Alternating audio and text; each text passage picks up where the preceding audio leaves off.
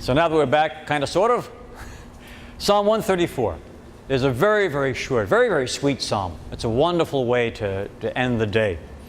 So let's read through it as we always do. Psalm 134, and then we'll pull it apart. Psalm 134, a song of ascents. Behold, bless the Lord, all servants of the Lord, who serve by night in the house of the Lord. Lift up your hands to the sanctuary and bless the Lord. May the Lord bless you from Zion, He who made heaven and earth. That's it. That's Psalm 134. That's it. All of that is Psalm 134. So as a night prayer is very short, and usually it's one psalm, but in some cases, like in this, so Sunday evening prayer 1, or the vigil prayer for solemnities is 2 prayers, Psalm 4 and Psalm 134. So just a very, very beautiful, very short psalm that ends the night. So again, before we go into it verse by verse, anything jump out at you? Anything strike you? Anything in the way it makes you feel? This very quick Psalm 135, right? Or rather 134. This burst. Behold, bless the Lord, all servants of the Lord, who serve by night in the house of the Lord. Lift up your hands to the sanctuary. Bless the Lord.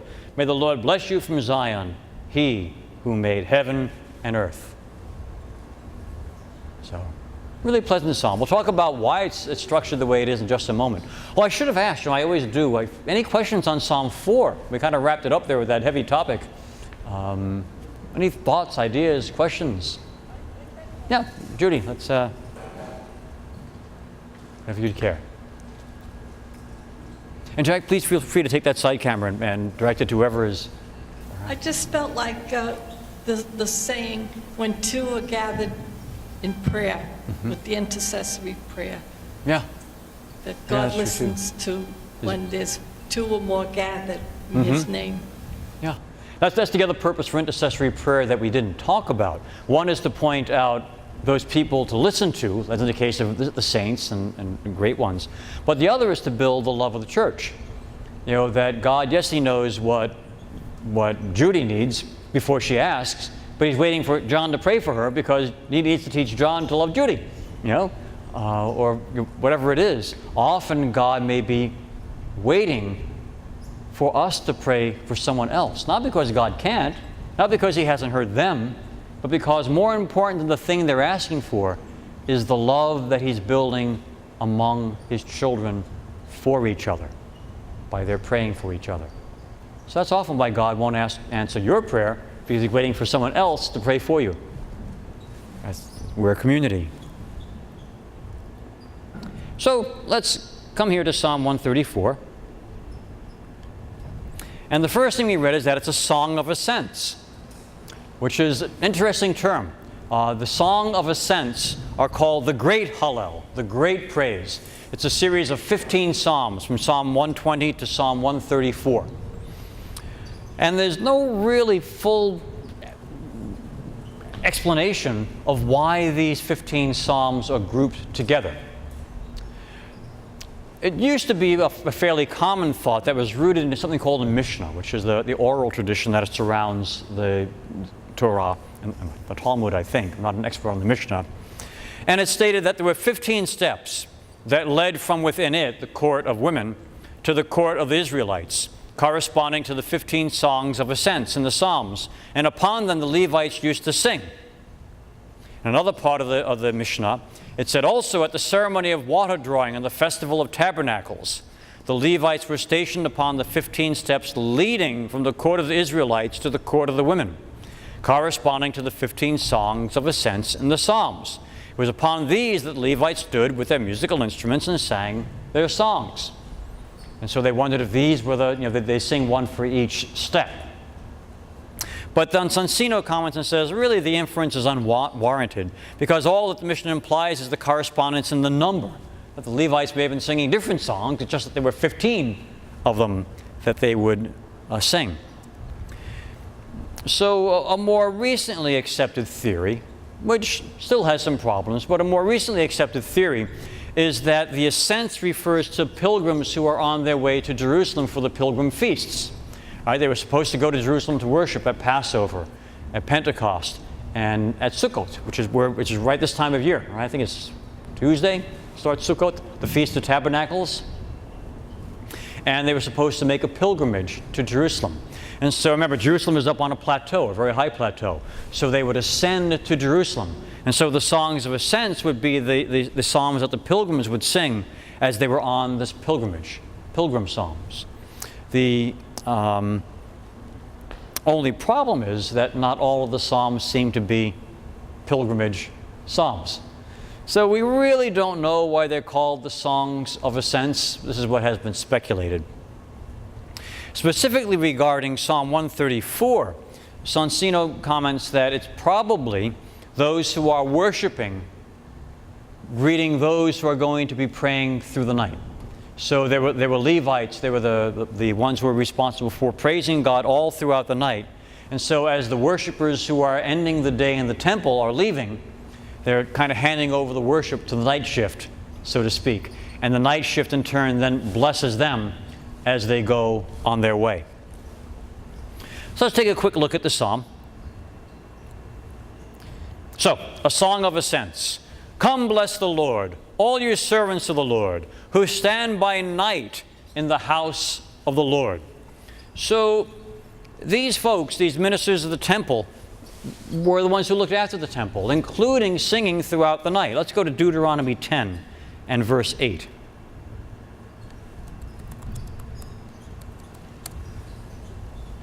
At that time the Lord set apart the tribe of Levi to carry the ark of the covenant of the Lord, to stand before the Lord to minister to him, and to bless his name to this day. Okay, so they're supposed to carry the ark, because remember it was in the temple originally. They're supposed to do the service, and they're supposed to bless his name.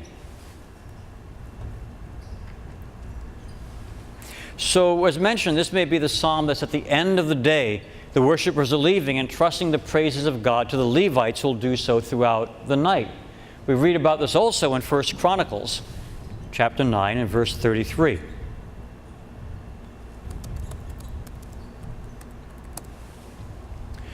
Now these are the singers, the heads of fathers' houses of the Levites, dwelling in the chambers of the temple. That's where they lived, dwelling in the chambers of the temple, free from other service, for they were on duty day and night. The singers would praise God all throughout the day, all throughout the night, so that God's name was always and continuously praised, which is where we get the idea of the liturgy of the hours, so that somewhere in the world, all throughout the day, God is being praised, since the temple is no longer one place, but is the church. So throughout the church, throughout the world, God is continually praised in the liturgy of the hours. That's exactly what we're celebrating. And it brings up something that we've somewhat lost in our society. We're so utilitarian. Right? We have to be doing something tangible. What's interesting here is that in the law of God, in the way the temple was structured, God provided that the people would pay, they tithe, to support the people who were responsible for nothing other, as if it were nothing, than praising God all day long in song. Because that's important. We're so used to our relationship with God just being you and me, God. But our relationship with God is communal.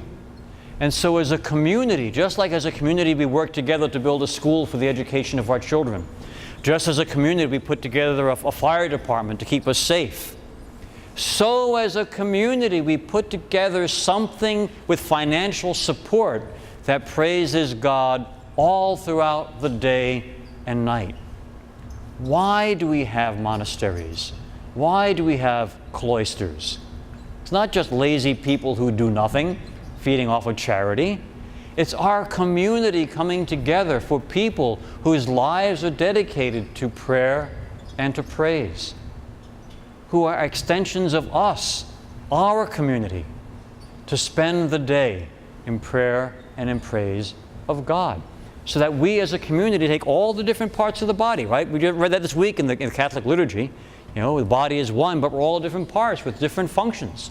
Some of us are out there working, some of us are teaching, some of us are preaching, some of us are healing, some of us are caring, and some of us are praising. All have their part in the community, and we come together. So there is a role and a need to support the monastic life. It's part of how we as a community together proclaim the praises and our love for God. Just like we take care of our physical safety with the fire department, we take care of the education of our children with our schools as a community. As God's community, we take care of providing for the continual praise of God, ourselves and through others.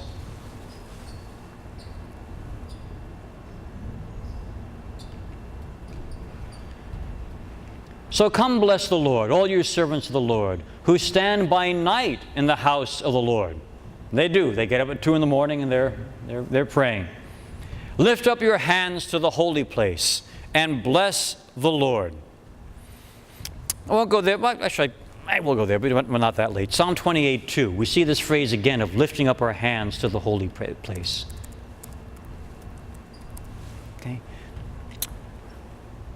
Although we're off by a verse here in the Revised Standard, verse 3, hear the voice of my supplication as I cry to you for help, as I lift up my hands towards your most holy sanctuary. So remember, this is temple worship. So lift up your hands towards the Holy of Holies. What was it, the Holy of Holies? The seat of God. That's where the Ark of the Covenant was, in the Holy of Holies. No one went there, right, except for the high priest once a year. It was behind the curtain that was torn when Jesus died. Okay, this very special place. Hebrew doesn't have a superlative. So Hebrew has no way of saying the most holy place. So the way they would say it in Hebrew would be the Holy of Holies. That was the most holy place, because that's where God's throne was. That's where the Ark of the Covenant was. So lift your hands, you who are praising Him at night. Lift your hands in that direction. Lift your hands to the Holy of Holies. Although actually in Psalm 134 it's kind of interesting. The wording is obscure. It really just means sacredness. So some translations translate it holy place, some translate it sanctuary, and others, like the Rotherham, the very literal translation says, lift your hands in holiness. So we really be careful about getting too wrapped around words. It just means lift your hands to the sacredness, however we are to mean that. Lift up your hands to the holy place and bless the Lord. So that's the cry of the people who are leaving for the day. Lift your hands to the holy place, bless the Lord, bless Him through the night. And then the response they receive from the Levites who are going to stay and bless through the night, now the conversation turns around, and they now bless the people who are leaving. May the Lord bless you from Zion, He who made heaven and earth. Another blessing we see elsewhere in the Psalms, right? Psalm 115 and verse 15, we see the same phrase. May you be blessed by the Lord who made heaven and earth. Why that little tag on the end? Why not may you just be blessed by the Lord? Well, because by being blessed by the Lord who made heaven and earth, we're being blessed by the one who has all power and has all things to be able to bless us. So it's a beautiful way to end the day in compline. Night prayer is compline. This go out and praise Him all through the night. Be with Him all the time. Be blessed. Raise up your hands and bless through the night our great and wonderful God. And so again, we can ask ourselves as we pray these words, as we look at this in our life, is that where we are in our spirituality? Do we pass the night with our beloved? Are we that intimate with Him in the night? How close are we? When we go to bed, do we give our bodies and our souls to Jesus? I forget who said it. There was a saying that the saints do more in their sleep than we do when we're awake. With their holiness. Do we give our bodies and our souls to Jesus as we go to sleep and say, here, sure, do something with it tonight. It'd be better than whatever I would do with it. Take it. May I be with you all through the night. Are we so close with God all throughout the day that when we awaken in that middle of the night, He's in our heart. He's the object of our heart. That as we fall back asleep, He's the object of our heart. Is that our intimacy? That, to me, personally, that's my favorite time to pray, is that time when I'm in between being asleep and be awake. It may seem funny because you're saying, well, you're falling asleep while you're praying. Isn't that rude? Well, I'm falling asleep in the arms of my beloved. But most of all, there's something about when you're half awake and half asleep that's so completely honest. There's just nothing to hide. You're not capable of hiding anything. It's just who you are at that moment.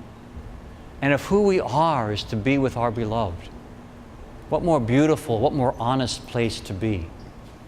And how do we get there? How do we maintain that presence all through the day when there are so many things we have to do, right? We live in a world of constant interruption, constant noise, always being badgered by work, right? We have these devices now, these mobile computers that we call phones, that are really mobile computers. So not only do we have our phone all the time, we're being texted, we have our email, we have our mobile entertainment to fill our lives with noise and watch our latest program or the news or anything else we want to catch up on. Constant distraction, constant needs for work, constant pressure for productivity. How do we stay in that constant presence? One of the ways I have found helpful more and more of late is to remember how utterly unimportant almost everything I do is. Helps maintain sanity, to recognize how utterly important almost everything we do is. As much as our corporate leaders will tell us what we're doing is the most important thing on earth. We're revolutionizing the way we do entertainment. We're revolutionizing the way we do real estate, whatever it is that we're doing. Revolutionizing the way we handle the construction industry. What we're doing is so unimportant compared to the way in which we do it. And so if our focus is less on what we are doing and more on how we are doing it always brings us back to God.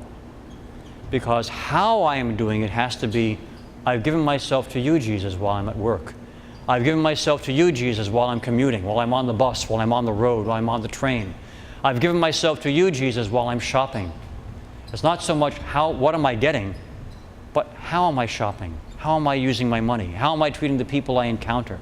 And if our focus is always on how are we doing what we're doing, rather than just what we're doing, it always ties us back to God.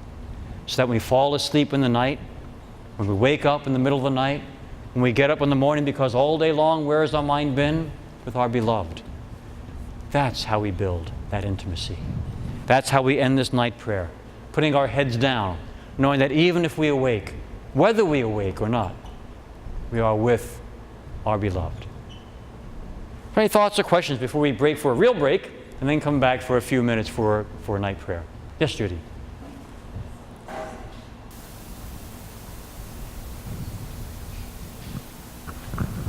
No, because I center on Thursdays for an hour at the chapel. Yes. And it's amazing. Every time I go in there, I feel like I'm wasting my time till I sit down. And then when I get up after that hour, I get so much more done than if I didn't go. Yeah. It's amazing. But I know that I've just heard that when you're doing something like doing the dishes or cooking or whatever, you're doing it for the love of God. And that's how you do. And you keep your mind on God while you're doing what you're doing. Indeed. Love is the key. Yeah. Indeed, that is true. That just everything revolves around Him. Otherwise, why else would we do it? And think of it. If you think of Him, just about everything He does revolves around bringing us to the perfection He wants for us. Why did He create the entire universe? For man.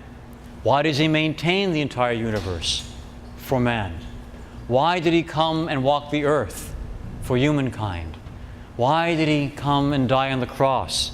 For humankind. Why does He listen to our prayers continually?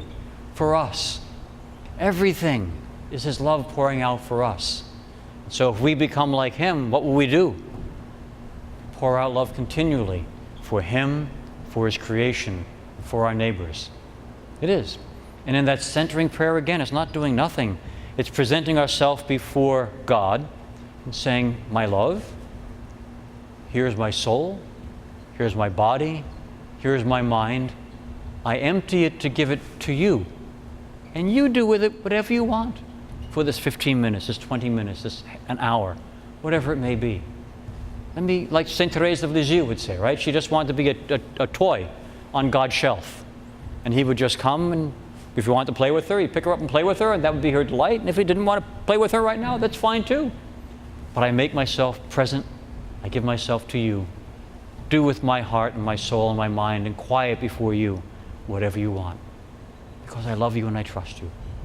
A beautiful way to go to sleep. A beautiful way to live our life. So with that, let's take a real break. Come back in 5 or 10 minutes or so. We'll move these tables down. A real one. Yeah. And then we'll come and we'll pray night prayer.